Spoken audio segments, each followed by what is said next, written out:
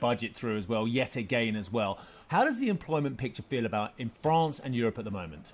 Yeah, probably what we see is a stronger growth dynamic in the US compared to EU in the coming quarters.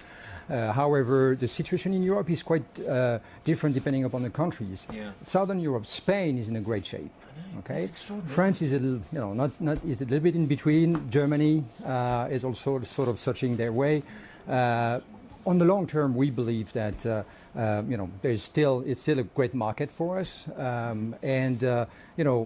with what Ursula von der Leyen said yesterday, if EU gets its act together, then that's the old Spartan answer. If the laconic answer. But Denis, let me just disentangle what you've already said. The US, far stronger or stronger than what we're seeing in Europe at the moment. Once again, my headlines are dominated by the US sucking in global capital, whether it was IRA and CHIPS Act under Biden, whether it's AI and the golden era under Trump already as well.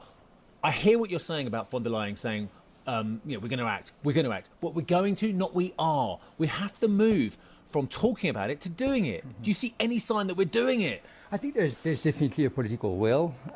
When we hear yesterday about cutting red tape, reducing bureaucracy, it's an imperative.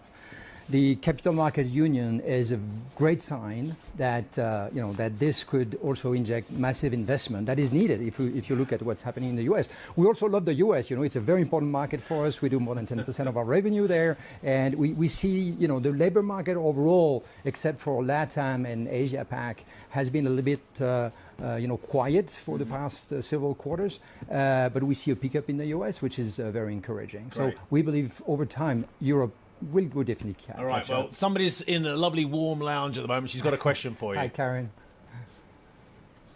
Oh, it's lovely and cozy. Good morning to you, Denis. Let me ask you about AI, because this enormous announcement overnight from Trump about this new venture to invest in AI. I was having a fascinating conversation yesterday about digital inclusion. Already there are concerns that jobs of the future, they're going to be difficult for some people to access. They won't have the skill set.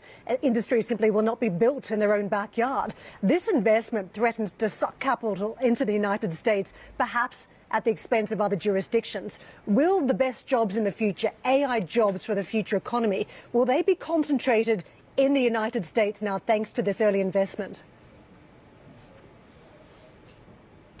Well, definitely there's going to be massive. So first of all, the 500 billion is no surprise. It just complements the billions and billions of investment that are already on the way, right? And it's necessary to get the best out of AI. If I look at what AI is preparing for all of us, it's both an opportunity and a responsibility.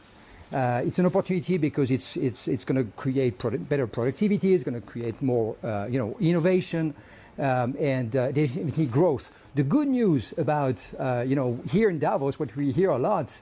Last year and the year before there was war. There was all these things. Here we talk about some positive things about growth. Where is growth going to happen? Definitely, and President Trump was talking about 100,000 jobs to be created. That's good for our business, right? Because we are in the recruitment business, so that's good for the dynamics. Definitely, there are strong plans in the rest of the world, particularly to also accelerate investment. So I think it's going to be, even there are great brains, there are great talent also in Europe. So I think this is going to create wealth and growth across the world. It's also a responsibility, let me be clear. If we don't, and to your point, if we don't put people at the center, if we don't take into account the people factor, which is, of course, on the trust side, it's absolutely an imperative that as AI develops, that trust remains as the cement of society. That's one thing. The second thing is, we have to ensure that people do not become obsolete. So the upskilling, the reskilling, the embarking everyone on this journey is critical. And it's of course something where we do a lot. We, even tech giants ask us to help them upskill and reskill their own people.